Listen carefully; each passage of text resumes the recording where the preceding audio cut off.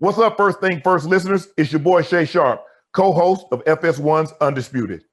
I wanted to tell you about my new podcast, Club Shay Shay, where we always do something before two something.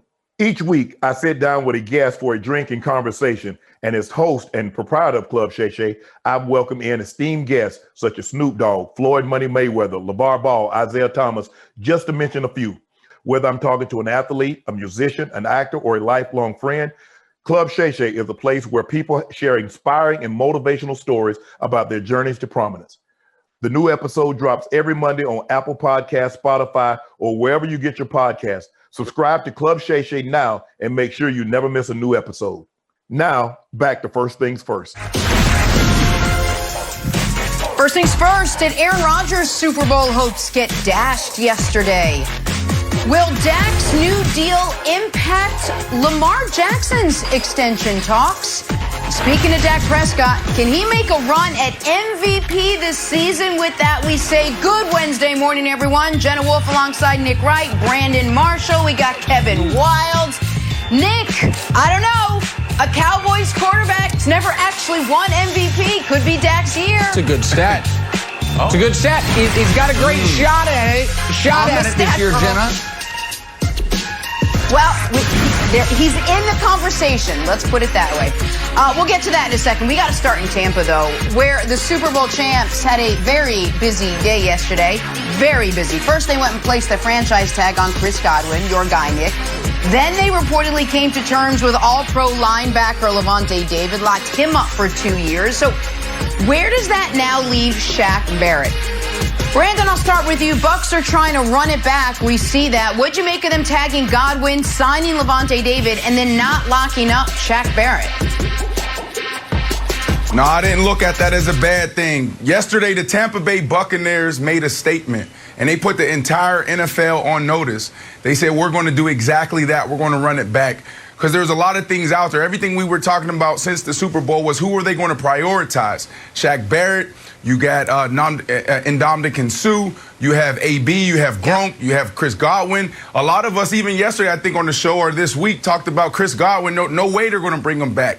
You know, at the parade, the Super Bowl parade, what did Bruce Arians say to Chris Godwin? He said, your ASS isn't going anywhere. He said the same thing to Lavonte David. Your ASS isn't going anywhere. So the way they did it, they tagged Godwin, and then they gave Lavonte that 2-year deal for $25 million, 20 guarantee. It just told everybody this is what we're going to do. We're running it back. Shaq Barrett, I talked to Lavonte last night. He was on the podcast, and he said, look, he's coming back. They're working on that right now. And they're also working on Ndamukong Suh. They know how special that defense is. They said that Week 12 game, Tom Brady came in and said, you guys keep doing what y'all doing. We're going to get it right on the offensive side. And that from that moment on, they felt like they weren't going to lose another game. But it also shows the importance of that defense and how everyone in that organization, including Tom Brady, knows that that path to the Super Bowl and how they got that Lombardi trophy came through Todd Bowles and that defense. So it will behoove everyone to think that, oh, let's go and do something else on offense. No, you got to keep that defense intact, and that's your strength right there is those guys. So I see Shaq Barrett coming back, and I see them locking this up soon, Nick. Well, that last part that you said there is why it's surprising to me that they used the tag on Godwin rather than Shaq Barrett. Before I give my analysis, I must do something that I am wont to do, which is I must issue an apology. It would appear my, up to this point, never inaccurate sources in Tampa have been feeding me misinformation. Because the Godwin-Tom Brady beef that I have been reporting on for months and months has never came to fruition. And now listen, my source reached back out yesterday and said that they had to tag Godwin because he wouldn't sign the extension because of that blood feud between he and Brady, but I don't know if I can believe that person anymore. It appears Godwin and Brady are on good terms. But it is surprising to me that they are opening the door to Shaq Barrett leaving rather than opening the door to Chris Godwin leaving. Because one place the Bucs certainly have the most depth on their roster is pass catcher. They've got Mike Evans locked up. They have Gronk, I'm sure, coming back, Cameron Brate coming back, and O.J. Howard, who might be the best tight end on the team, who was out last year, a lot of last year due to injury. He's back. Scotty Miller's back. Tyler Johnson, who wasn't used very often, but made that unbelievable catch in the game against the Packers, which led to Troy talking about how Brady had been raving about Tyler Johnson in practice, leading up to the game, about how he's a guy they just don't have room for, doesn't get enough targets, and AB still floating out there as a possibility. The fact that they said we can't lose Godwin and now might lose Barrett is surprising, because I agree with Brandon. The way they won that Super Bowl was that front seven dominating the Kansas City Chiefs. Now, maybe they've got a deal in place with Shaq Barrett, but Wilds, this is a guy who was undrafted, who has played 7 years in the NFL. His first 4 years made a combined $1.9 million. In his entire career has made $25 million, and is 28 years old, and this is going to be his most likely last big payday, and he already has 2 rings. So if there was ever a guy to prioritize money over championships, it'd be the guy who hasn't made a lot of money and has won a bunch of championships. So I'm just surprised that they tagged Godwin as opposed to Barrett. I would thought it was going to go the other way around. Now, if they bring Barrett back, then everybody wins, but I think that's going to be a tougher sell than people understand at this moment. So, Nick, I'll throw it back to you. Do you think there's a chance that there's a handshake deal of like, hey, Shaq, we're not going to franchise tag you, but we're going to work on getting this long-term deal done, hopefully be announced soon. So don't test the market. Take our word for it. Like, we won't tag you, but we're still totally committed to you. Is that how you see things happening? Or do you think there's a responsibility to go out and test the market regardless? Yeah, I think that would, first of all, I think that'd be malpractice by his agent to not let him at this point test the market. Second of all, you know what's better than a handshake agreement? An actual agreement, like the one Lavonte David came to yesterday. Yeah, like they could have locked him up. They locked up Lavonte David. And so, I mean, Brandon, you've been through this process before. Once you're days away from hitting the open market, don't you want to listen to other teams? Don't you want to hear if somebody is going to blow you away with an offer? When you're this close, you've already taken the risk. Like, you don't have to play any more games and risk injury. I would think Shaq Barrett's going to take meetings and see what is out there. Yeah, but not if it's close. Like, you know your market. So right now, I'm gonna be honest with you. Guys know what other teams are going to come, where they're going to come in at. So let's say Team A. Let's say the Las Vegas Raiders are at $15 million a year, and I'm just throwing those numbers out there. And then the Tampa Bay Bucs are at 13 and a half, and you're in love with Tampa, and you want to run it back, then you're a guy that you're probably going to look at that, and you're going to consider that. Nick, I push back on you. I disagree with you. I think this is the most complex deal. So I think the reason why they got the deal done with Lavonte is because it was a 2-year deal for $25 million. Yes, $20 million guarantee. Phenomenal deal for him. This is a kid that was All-Pro 2013, 2016, and last year.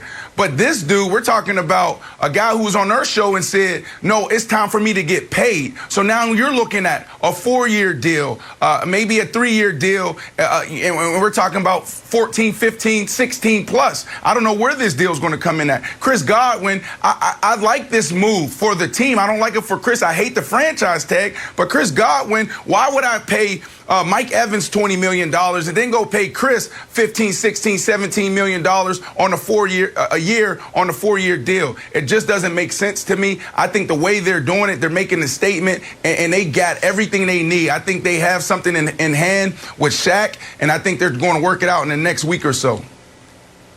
So, Brandon, when we had Shaq on the show, we asked him, like, hey, do you want to stay with Tampa or do you want to test the market? And he started raving about Tampa and how much he loved Bruce Arians and how much he loved the team and how they wanted to run it back. And you interrupted.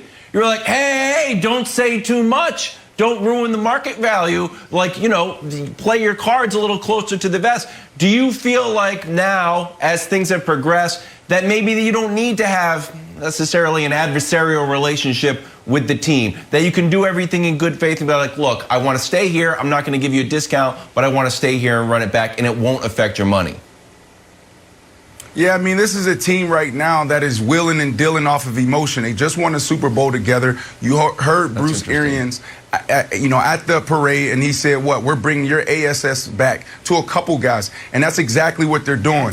Now, a lot of times this thing get political, and it's exactly what Nick is talking about. It's like, well, we got to make this move because we're going to get leverage over here. There's a lot of teams that work that way, but then there's one or two teams, it's not the majority, that says, you know what, I really like you. Let's just do this thing in love and figure it out. Like, we know you want to be here. We want you to be here. We know your value. Let's make it make sense. And that's what I think is happening in Tampa, is everybody's willing and dealing off of emotion right now, just coming off of that Super Bowl high, and they're going to get things done. And I think it's going to be beneficial for the Bucs for the next 2 years. All right, once again, the Bucs bringing Chris Godwin's ASS back under the franchise tag. He'll make just over $15 million on that tag. We are back here talking Lamar Jackson. Will Dak's mega deal impact the former MVP's extension talks? It's next. First things first. Hey, First Things First listeners. I wanted to tell you about our brand new Fox Sports app and website, foxsports.com, reimagined for the modern sports fan. Go ahead. Download the new app right now. You don't even have to pause this episode. Every day on the new app and website, you'll see the top stories in sports. Plus, a rich world of written content, videos, social media, and analytics to give you a 360-degree view of the most important stories of the day. Streaming live TV has never been so easy or elegant. Every Fox Sports game, including all pregame and postgame shows, as well as the televised version of this show, just a click away. For the extra invested fan, we also go deep with real-time wagering lines, trending prop bets, win probability, and key player projections. So download the new Fox Sports app or visit www.foxsports.com. Gentlemen, let's play a little All-time drawing blank now. Wild. Chris Godwin, Allen Robinson, 7 others were franchise tagged yesterday, but that left a number of high-level players on the cusp of free agency. All right, Brandon, you're up first. The most intriguing free agent is blank.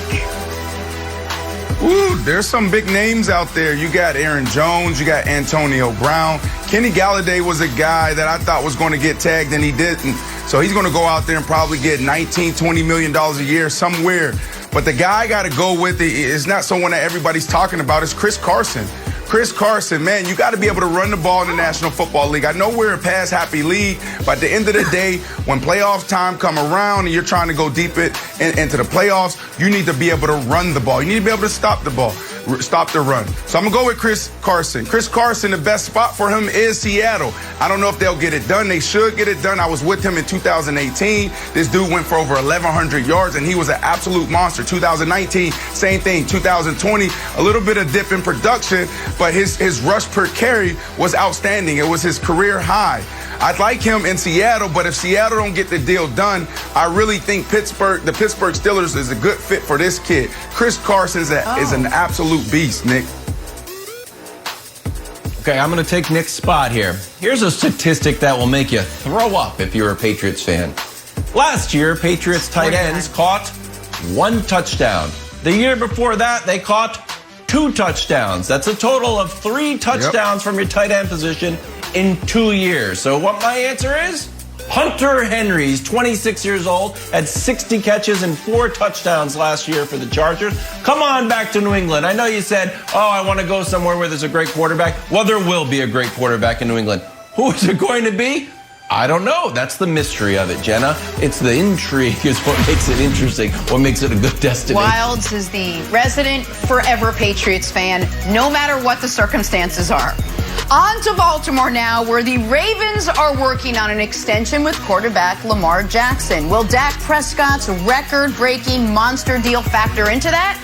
Ravens GM Eric DeCosta said, nope, it won't. It will not. So, Brandon, the Ravens GM saying Dak Prescott's deal will not impact Lamar's extension is blank. Just not realistic, Jenna. I mean, as a player, you're always looking at who sets the market. And you're looking at Okay, Patrick Mahomes, quarterback position, averaging $45 million a year, did almost a $500 million deal. They should be thankful that Dak did this deal the way he did, because the reality is, if Dak wanted to get more, he could have gotten more because he has the leverage. Yep. Because there is a team out there that would have given him $45 million a year. So for Dak to come in at a $40 million a year, they gave everybody else a break. So Lamar Jackson's your quarterback, whether you like it or not. You know, you're saying, well, we're going to double down on how we play the game. This is how Lamar wants to play the game. This is how Greg Roman wants to call the game. So guess what? You got to pay the man. That is now the bar. $40 million a year to guarantee. Lamar's agent, who is his mother, Felicia, who is super savvy, I'm telling you right now, she ain't taking less than $40 million. So if there's going to be a deal done, then that's where it's going to be, right there. See, Brandon, I think this deal is practically done. The quote, DaCosta also went on to say, like, yeah, I know there's not a discount when you go to the Rolls-Royce dealership or the Bentley dealership. So I think you're right. I think 40 is a nice, clean number. 4 years at 40 for 160. I think that'd be perfect for Lamar. If he can get more, go for it. But I think this deal is going to get done. I don't think there's going to be a lot of drama around this.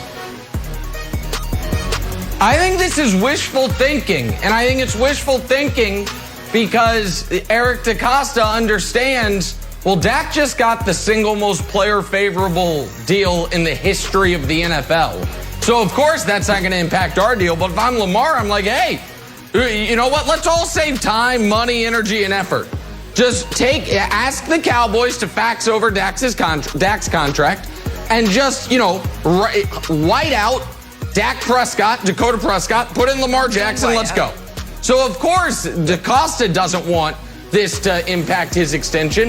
If I'm Lamar, I say, hey, I'll take that deal. I'll take that exact deal. And you know what? I'll take 90% of that deal, the same details. So I think I think Jerry Jones unknowingly put the Ravens and the Browns and the Bills in a bit of a tough spot here. But still using whiteout.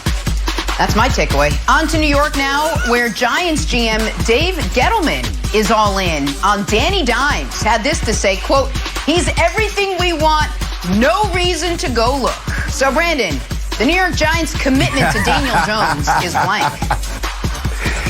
Oh, this is Dave being Dave. That's what this is. I mean, he continues to put his foot in his mouth. You go back to the Carolina days and Josh Norman. Josh Norman literally came out and said, I want to smash his face. Dave Gettleman, I mean, come on, man.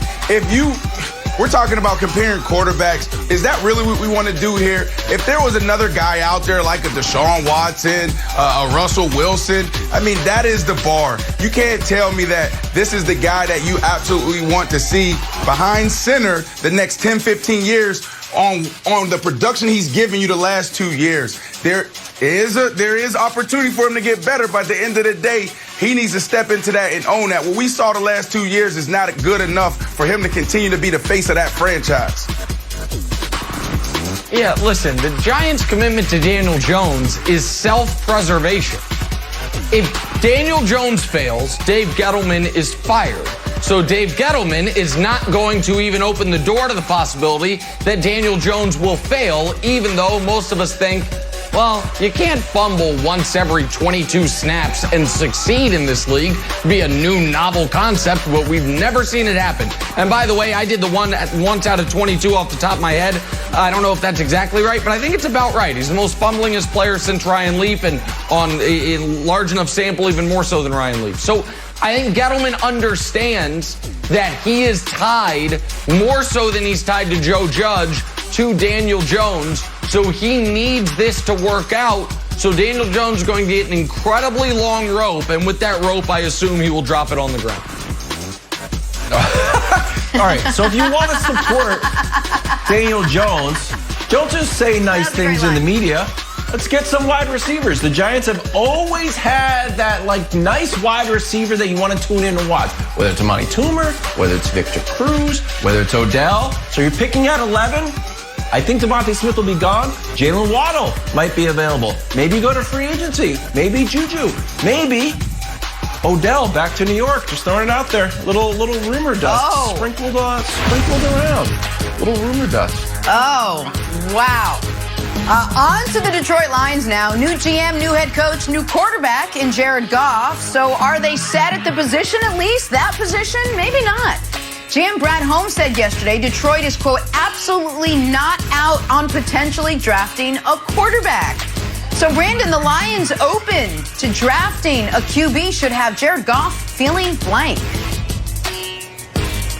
Jenna, he should be motivated. You know, this is his last chance right here. If this season doesn't go well, we could potentially be seeing Jared Goff as a career backup or possibly out of the league. Now, I know he's doing everything in his power to overcome some of those challenges that he had out there in L.A., but this is his last chance. He needs to feel motivated. The Lions are doing the right thing. If they get an opportunity to get a quarterback that could potentially replace him and challenge him, they got to do it. Jared Goff, let's go, man, so you can get your career back on track. Yeah, so 1 month ago, I'm looking down at the quote right now, Jared Goff said, quote, I'm excited to be on a team that wants me and appreciates me. Well, that was fun while it lasted. Jared Goff is now finding out, you know what the Lions wanted and appreciated? The 2 first-round picks that came with you. You were like the little extra bonus. It's like, oh, they threw a fortune cookie in with my takeout. That's nice of them, but I didn't actually ask for it. So, hey, Goff, good luck to you. Maybe it's going to work out in Detroit, but he was so excited about going there because they wanted and appreciated him. And now Brad Holmes is saying, we wanted and appreciated the picks that came with you. We'll see if you're even our starting quarterback week 1. I think he will be, by the way, but it's not set in stone as the GM illustrated their words. See, I think it's strategic, Nick. Yesterday you were saying that, you know, the Eagles shouldn't fall in love with Jalen Hurts and don't announce that you're not willing to take a quarterback. I think the Lions are doing the same things here. I think Jared Goff is going to be their quarterback for the future. Maybe they trade down to get some more pieces around him, but they've got the 7th pick, so they're either going to take a wide receiver, try to make a run at it, or trade down like, oh, hey, Justin Fields fell. Who wants Justin Fields? Who wants Trey Lance? The 7th pick is there. You never know. You know, I might pick a quarterback. I'm on the board. So I think it's the strategic move from them, as sending a public message to other GMs. I like it. Saying it without saying it. I buy that. Lions with a number of options at that 7th overall pick. Talk some Brooklyn Nets now. Can James Harden's style of play lead the Nets to a title? We got Antoine Walker with us next. First things first. Nick, you buy it because literally... Hey, First Things First listeners. It's Charlotte Wilder here to tell you about my new podcast with Mark Titus called the People's Sports Podcast. It comes out every Thursday, and Mark and I take one of the big stories of the week, and then we go off on tangents you never saw coming. This might mean that we start talking about the Dodgers winning the World Series and end up wondering if Knicks fans deserve happiness. Or begin with LeBron's greatness and end up drafting our ultimate beer league softball team made up of old athletes.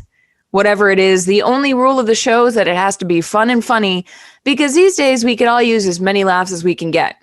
So check it out wherever you get your podcasts and come down weird sports rabbit holes with us. We can't wait to have you. Now, back to First Things First.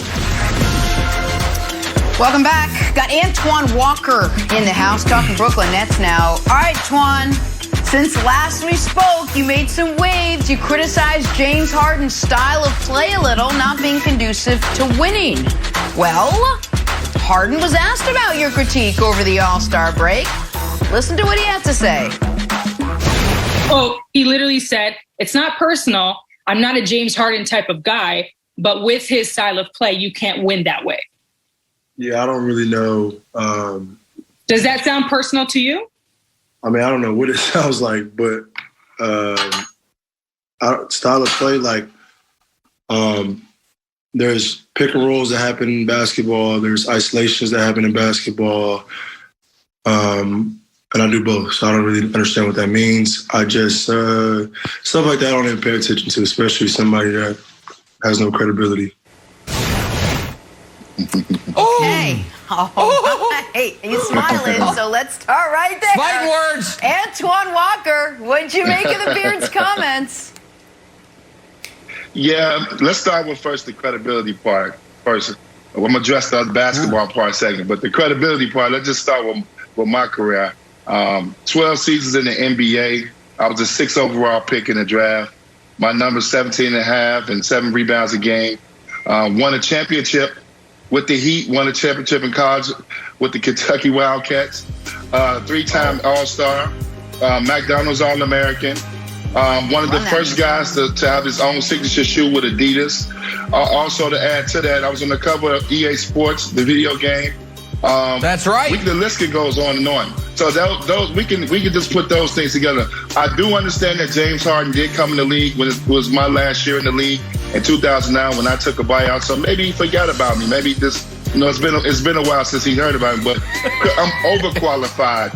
I'm overqualified to give an opinion about James Harden. Now the basketball part of it. James Harden is going to be a first ballot Hall of Famer. We can't take that away from him. He's one of the greatest, I would say point guard, 2 guards that we've seen to play the game. That's definitely done.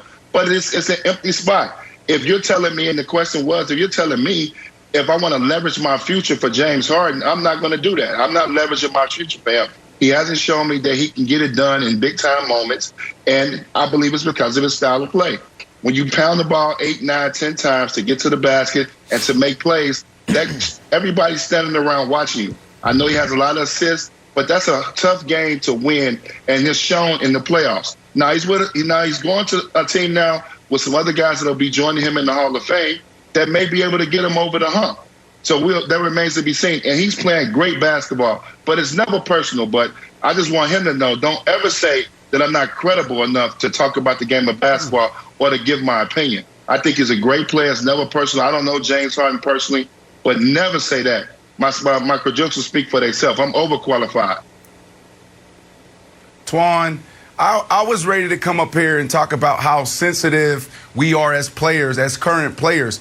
We talk about, we don't read the newspaper. We don't watch, the TV shows. We don't hear any of that. But the reality is we hear it all. And then I hear you come up here and then you give us your whole spiel of who you are and all your accomplishments. So now you got me saying, damn, retired players are now sensitive. We know who you are. We know you're a cultural icon. When I was traded to the Chicago Bears and I saw you walking down Michigan Avenue, I said, that's Antoine Walker. And we start chopping it up. And I'm seeing you at the barbershop week after week after week. And you know exactly what I'm talking about in West Loop. We know exactly who you are. You're now being sensitive. You're acting just like James Harden. One of the hardest things that we have to do as players, and all the media executives ask us when we're making that transition from football or basketball to now doing full-time broadcast, they say, are you guys willing to go there on current players? Because you have to give your opinion. And your opinion, if a year ago, I would have said I agree with you. But right now, I don't agree with you. I think James Harden has answered the call. James Harden has changed his game and his style this year with the Nets is a winning formula. So I want to push back on you on that when we talk about basketball. The whole credibility thing, you play it into his hands and you're sensitive just as he is. So I want to ask you this before we take it to Nick. Are you mixing the two games? Are you mixing James Harden in Houston and now the James Harden in Brooklyn? No, I'm not mixing the two. What I am doing is I'm looking at Kevin Durant has yet to play. Now you're going to add Blake Griffin too. So right now, his style of play has been terrific. They've been playing great basketball. But when you add a KD, and he has to, now we'll see what happens. The jury's still out. He hasn't got it done for me yet. So I'm still waiting to see is he going to be able to get it done for me. I can't go there yet. I'm not ready to give those flowers yet, B. And here's the other thing.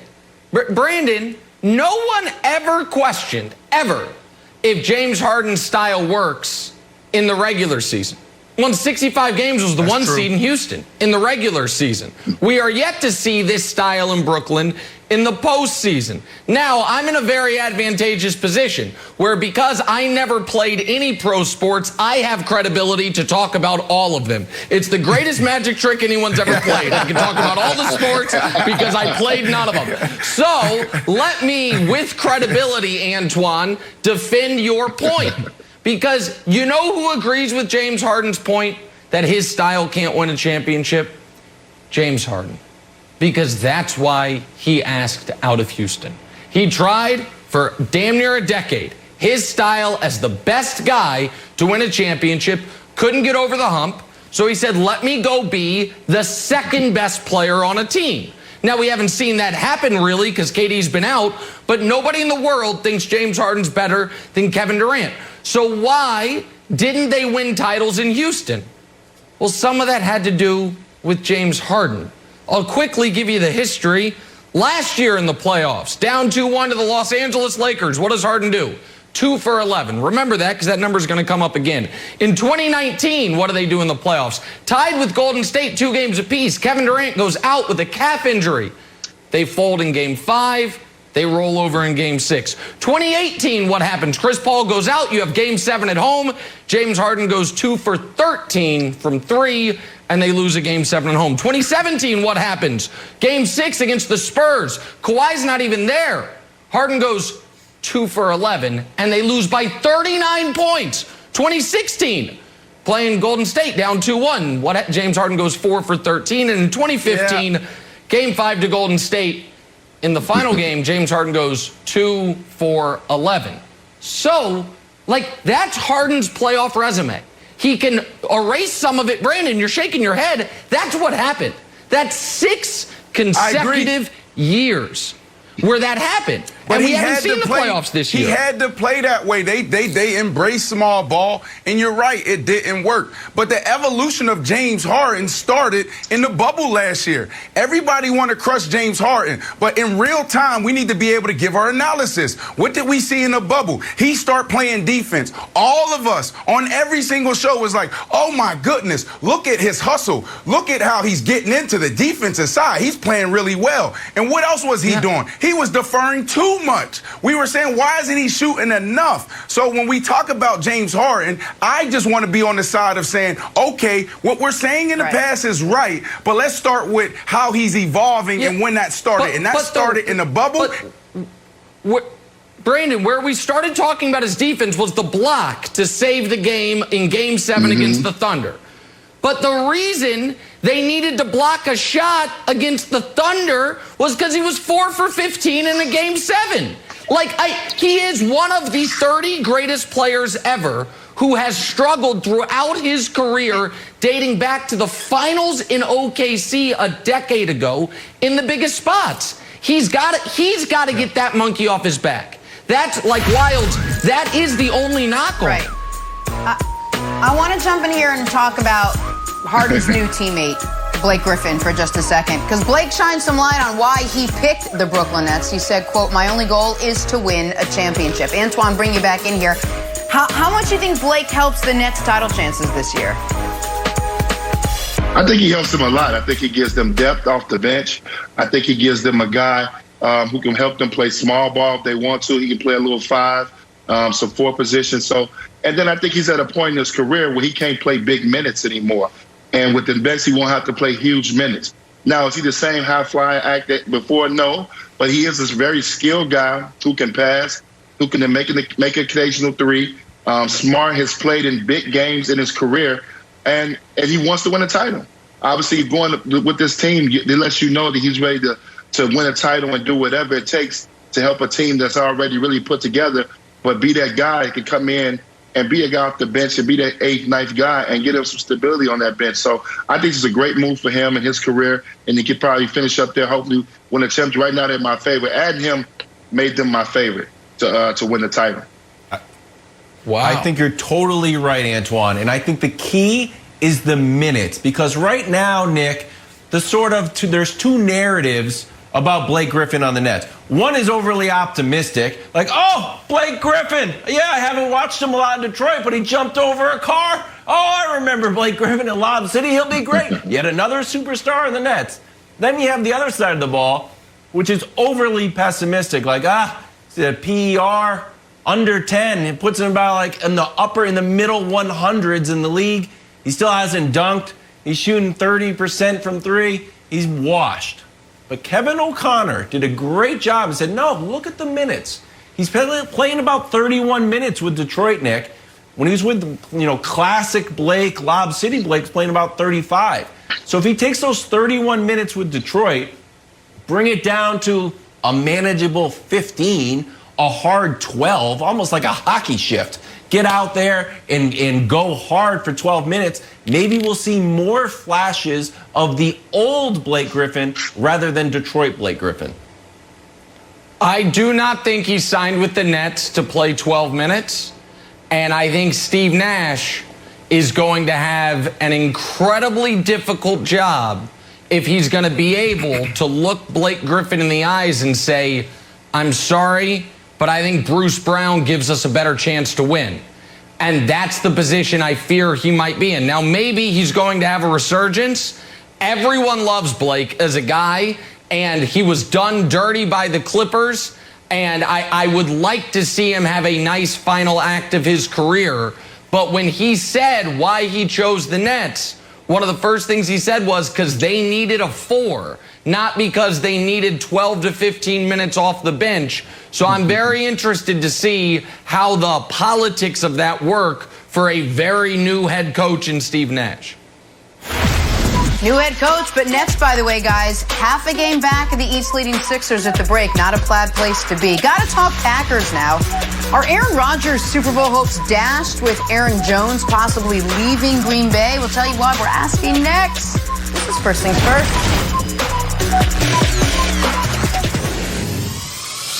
Today, the Big East tournament tips off with a triple header on FS1. First, at 3 Eastern, Marquette battling Georgetown. Then you got Butler facing Xavier. And at 9 o'clock, catch DePaul as they take on Providence. All the first-round action on FS1 and the Fox Sports app. Back here talking to Green Bay Packers.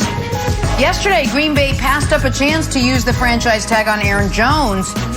Jones has been good in Green Bay. 30 touchdowns over the last 2 years. That's pretty good.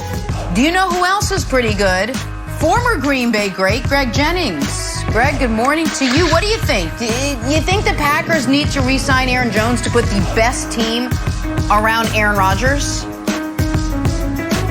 When you pose a question like that, absolutely. You got to put the best possible guys around Aaron Rodgers. You don't know how long you have Aaron Rodgers, and you want to make sure he is happy and he has the pieces that he feels that they can make a run for the championship. However, when you look at Green Bay and their history and how they build their team, they build it by the draft and developing players. And so, number one, they did Aaron Jones a huge I applaud them for what they did not do, which is tag Aaron Jones, franchise tag Aaron Jones, because he wasn't deserving. He needs to be on the free agent market, the open market, so he can experience that and get his max worth. However, the Green Bay Packers, they don't absolutely need to sign Aaron Jones, which is why they drafted A.J. Dillon. They have other guys that they can go after and try to fill that void.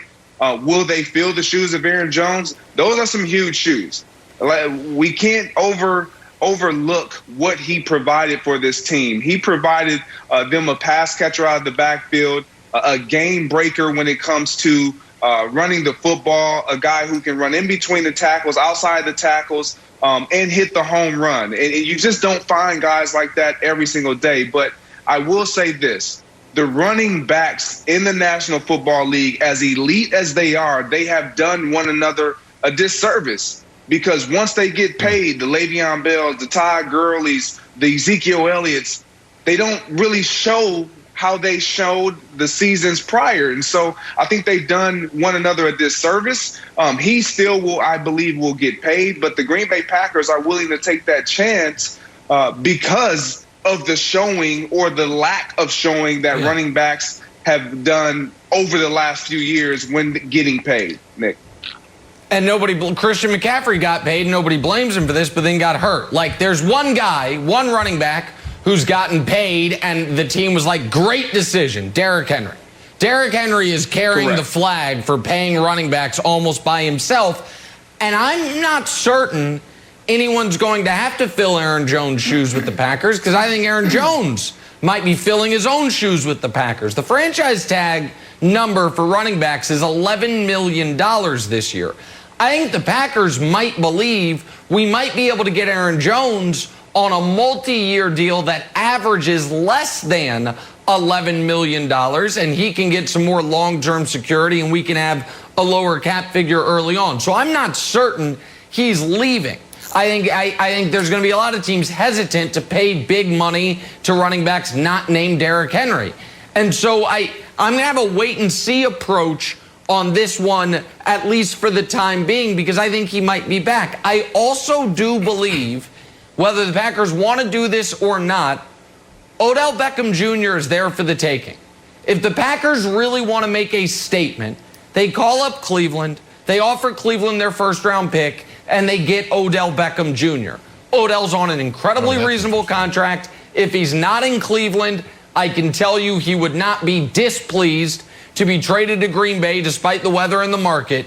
And that is a way to show Aaron Rodgers, we are all in on you for however much time you have left. So to me, this is a TBD as far as grading the Packers on the Aaron Jones decision. In part, Brandon, because I think he might be back anyway, and in part because they might be trying to keep their powder dry for a bigger move that has to do on the offensive side of the ball. Nick, resident GM, I like Odell in Green Bay with Aaron Rodgers. I like this, and he could be there for really cheap, so go get it done. But this whole Aaron Jones thing, come on, man. The tone was set. What happened right after the season? You had your guy, Aaron Rodgers, go on, what was it, the Pat McAfee show, and he said, look, my guys, big fella talking about Mercedes Lewis, and then he went on to say Aaron Jones, like we're all affected by this. We need to get this right, basically. Right. And for an entire week, everybody in sports was talking about, oh my goodness, is Aaron Rodgers, is he leaving? Is there a breakup? Is there a divorce coming? And then all of a sudden they nipped it in the bud. So what's happening in Seattle between Pete Carroll and Russell Wilson, where it's this ongoing saga, it didn't happen here because Aaron Rodgers set the tone and said, I want my guys. Don't botch this offseason like you botched it last year. So this guy will be back. Mercedes Lewis, he said he want that guy back, and they're going to get it right. So for that reason, we know what's going to happen here. Aaron Jones, last year, 11 touchdowns. The year before, 19 touchdowns. And I'm going to steal Coach Mangini's line, and I'm going to make it my own. Chemistry and continuity is everything. You can go get a Chris Carson. You can go get another running back, but it's not Aaron Jones. He doesn't know his body language. He doesn't know, how he likes the ball, where he wants it, how he's going to come out the backfield. Can I trust this guy that he's going to pick up the mic? He's going to pick up the nickel to wheel blitz? Come on, get it done. Don't botch this offseason, Wilds. Yeah, so I think Aaron Jones will be back with the Packers, but I want to dig in to what Nick said about Odell. Greg, do you think that Aaron Rodgers needs to be even more vocal? Like he's not passive aggressive, but he's subtle in we've never drafted a wide receiver in the first round. Do you think he just straight up needs to say, like, we need to go out and get a player like Odell Beckham? No, he doesn't need to say it because it's evident. Like, everyone knows it. And he said it to a degree, like Brandon alluded to. Like, he knows where he's at in his career. He needs support. Not that he can't get it done. We just saw him have an MVP caliber season, and so we know his ability. But when you start getting this deep into your career, you know that I need some others to take that weight off of me. And so with him being a thrower of the football and a quarterback that enjoys getting multiple guys involved, yes, you go after a guy like Odell Beckham, a guy who can take off the top, who can run every route underneath, who you can have some gadget plays in there with. Like this, it would be a great fit. I am with you, Nick. I would love to see Odell with Green Bay Packers and have that opportunity to develop some chemistry with Aaron Jones alongside of Lavonte Adams. Could you imagine that? Brandon, oh my goodness. But back to Aaron Jones for me. Yeah, go ahead. Right. Really go ahead, Greg. Sorry. But to Aaron Jones for me, what Brandon said is key. The continuity and the chemistry that they have already and the relationships that are built. I think that's why you hear Aaron Rodgers speaking out so boldly about what he desires as far as his future. Because when he was younger, we don't do that type of stuff when we're younger because we feel like I got time, it'll happen, things will evolve. But right now where Aaron Rodgers sits, he wants to see things change in his favor because he knows if it changes in his favor, it's going to be for the betterment of the organization and the team. And if there's one spot that we have very recent evidence that you don't necessarily have to have continuity, you can insert a piece and have immediate success, it's star receiver. Stephon Diggs and Josh Allen had no relationship. They had an amazing season. DeAndre Hopkins and Kyler Murray had no relationship. They had an amazing season because the talent was at such a high level from the receiver position, and obviously Rodgers, better quarterback than Josh Allen or Kyler. No disrespect to either of those players. And, Jen, I would add this. Last year, the Packers spent a first-round draft pick on a guy they never hoped to play last season. If this year they spent a first-round draft pick on a guy who would be an instant impact as opposed to a rookie they're going to have to slowly bring along, it kind of undoes OBJ? Maybe some of those. Yeah, in Odell. That's what I mean. You spent a first-round pick on Odell. I don't think they need to give up a instantly on the first. field. Okay, well, whatever you. I think a first gets it done for sure. Maybe you can get him for cheaper. Point is, would make an instant impact, unlike a rookie who probably you have to slowly bring along in an offense. Right. All right, well, the Packers deciding not to franchise tag the NFL's fourth leading rusher 2020. Possible free agent come next week. Aaron Rodgers took home MVP honors this year. Could Dak Prescott be the most valuable player next season? We head to Dallas next. Thank you, Greg. First things first. A 2 and a 4, Nick. A 2. Back here talking football now. So yesterday we set the bar at Super Bowl for Dak after he got his new deal. You know, too much is given, much is expected. But how about MVP? The latest odds from Fox Bet Sportsbook have Patrick Mahomes as the favorite, no surprise, followed by Aaron Rodgers, Josh Allen, calm down Nick, and then Dak at plus 1,400. With that, we bring in Michael Vick. Mike, good morning. Thanks for being with us. Is Dak a real threat to win MVP now that that deal is no longer a distraction for he and the Cowboys?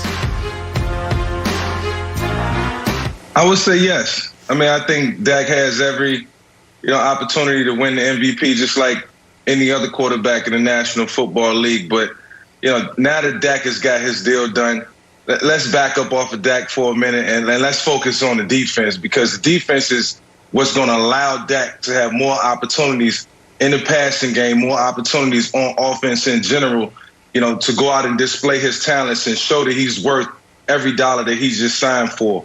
And if the defense can't get it right, if they can't create opportunities, get stops, get turnovers, if they can't put the ball in Dak's hands consistently, then the MVP won't be an option. It won't be a valuable option for Dak. But, in terms of Dak play, in terms of where Dak is headed, with Mike McCarthy, with the offense, I think everything is in sights in terms of his future and where he can go. So, I'm excited about Dak having this deal done. I think, it allows him to just kind of exhale and focus on the offseason and try to find his way now in terms of, what success is going to be for the 2021 season. So now that he has the pressure off of him, now he can look forward to just having a great offseason, focusing on getting better with the guys around him, getting better within the offense and building that rapport with Mike McCarthy. So, I think this came at a great time. It wasn't a long, drawn-out process. It wasn't done in the spring. It wasn't done over the summer in training camp, and giving everybody, so much to talk about. This is the perfect time for this deal to get done, and I think it's the perfect timing for Dak. So we'll see what happens. So two things. One is I actually disagree with Mike a bit. When it comes to the MVP discussion, I think the Cowboys' defense being bad could be good for Dak. I think being in a bunch of shootouts, having to throw late in the games, that's how Mahomes won his MVP in 2018. Defense was way better in 2019. They won a Super Bowl. 2020, the defense was better and Mahomes' numbers declined at the end of the year. It was in 2018 when the defense was terrible and it was Mahomes had to go out and score 30 every day. Every week. That's how he won his MVP. So if we're not talking about the Cowboys' Super Bowl chances, just Dak's statistical chances, the bad defense could help him. But rather than spend more time on that, I want to ask Mike Vick a question. Because there's only like 15 living people who know what Dak Prescott feels like right now. And that new pressure that could be on him. Mike Vick's one of them. Once upon a time, Mike Vick, young Mike Vick. Now, you had different type pressures, number one pick of the draft, Mike Vick experience. But then there was Mike Vick just became the highest paid player in the history of professional football. And that's dope. That's awesome. It's a great time to celebrate. But what does it feel like once that's kind of worn off a bit? Is there a new additional pressure on Dak now that he's never felt before because he just had a record-breaking contract? Did you feel a new additional pressure when that happened with you? Absolutely. The thing with signing these type of deals, mega deals, where you break the bank and now Dak is a rich man, he'll be rich for the rest of his life, but it comes with a ton of pressure. I just looked at it. The only thing I could think about was more money, more problems. In all facets of life, not just on the field, but off the field. But in terms of being on the field, now everything is highly scrutinized. Now you're under the microscope times 10, and the pressure just continues to mount. And, we the media, we won't let up. We want to see excellence. We want to see, you earn every bit of that contract. And, that's what's in front of Dak right now. But, he's the man that understands, what he's dealing with right now and the direction that he has to go in, the trajectory. And he has to take that on full force. So I don't expect anything less. He's a fine young man, and I think he can do it. But the pressure will continue to mount. More money, more problems. It seems simple, but this is a complex situation down in Dallas. We're talking about Dak being an MVP. We're talking about Super Bowl. We're talking about more pressure. Look, everything goes through that defense in Dallas, right? So we're talking about Dak as the MVP. He has to win games because numbers don't lie. And I don't want to get into the numbers yet, but his numbers, they're right where they need to be. Going back to the year before last, he was on pace for 4,900 yards through the air, 30 touchdowns, 11 interceptions. Come on, man. And the pace that he had last year. But if you don't win games, then you're not going to be the MVP. If they roll that defense out, they're not going to win many games. They may win 5-6 games with that defense. Now, I do believe they'll be better. I do believe they're going to add a few pieces in the draft and potentially in free agency where they can be a decent defense, but not a bottom of the barrel type defense. And then as far as, this whole Super Bowl more pressure thing, it's the same thing. Why would Dak have more pressure? Like, I get it. You're the face of the franchise. You're a quarterback. By the end of the day, we all know there's only like 2 or 3 people every year where like this kid, this guy, he has to win the Super Bowl. That is the expectation. But with Dak, we know, yeah, he can be great on offense, but if that defense take the field the way they did last year, he has no shot. I don't care if he goes out there and average 550 yards a game through the air and on the ground, he has no shot. So as far as Dak, and we can see the numbers as far as his 16-game pace, yeah, he can be the MVP. Let's look at it. If he played 16 games last year, he would have been in the conversation. Week 5, what happened? Logan Ryan takes him down. He snaps his ankle. Now he's done. But what he was doing before he went down was phenomenal. They were averaging 497 yards. So while I truly believe everything goes through that defense, yes, Dak can be an MVP. Yes, they can win, but that defense needs to be better. I totally agree. But in a lot of those yards he had to put up when the Falcons are putting up 40 points on you and Baker's putting up, a ton of points. When Russ comes in and throws 5 touchdowns, you have no choice. The scary part for me, or what I think hurts Dak's chances, Mike, is like he can't afford to have a game like Tom Brady had in the playoffs against the Packers, where you throw 3 interceptions, but you know what? Doesn't lead to many points. And that kind of just gets in the wash, and you're viewed as the hero. No one's like, 3 interceptions cost you the game, just because your defense stepped up and took care of you. I don't think Dak has that luxury, so I think that really hurts his MVP chances. Yeah, he don't. And Brandon just said it. I mean, you can't talk enough about the defense and what the defense is going to mean to this team. Yes, they have the offense. They have the pieces in place from the offensive line to the receiving corps. And now they got Dak locked up. It puts the whole piece of the puzzle in place on offense. But on defense, if you can't get stops, if you can't create opportunities, if you can't create short fields, then it's going to make his job super duper difficult, and everybody else, involved on the offense. So, they have to get better on the defensive side of the ball before they can move forward and before we can even look at this team as a serious contender in 2021.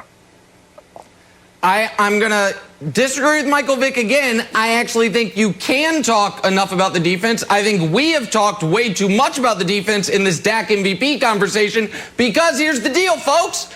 This is now the new standard for Dak. It might not be fair, and from Vic and Brandon's perspective, who understand everything that goes into winning football, it might seem unrealistic, but when you ink on the dotted line for $126 million guaranteed, for when it's called the greatest player, most player-friendly contract anyone's ever signed, when you have Amari Cooper and CeeDee Lamb and Michael Gallup and that offensive line back and Ezekiel Elliott behind you, guess what? When they lose, they're gonna blame you. And by they, I mean we. So I'm just saying, Brandon, like we can say, oh my God, their secondary stinks, which it does. Ain't nobody going to care if they start 3-4. Nick, Brandon, nobody. They're going to say, why isn't Dak doing more? True competitors, go ahead, Brandon. Man, when you sign that contract, what you're thinking is, I'm giving you a discount. I should have got more. That's what true competitors do. So when I signed my deal in Chicago, when I signed my deal with the Jets, I'm like, I'm giving y'all a discount. What you mean? I'm worth this. It's a lot of pressure on that general manager over there in Dallas. Ain't no pressure. A lot of pressure on the general manager in Dallas. Let's just say that. Nice.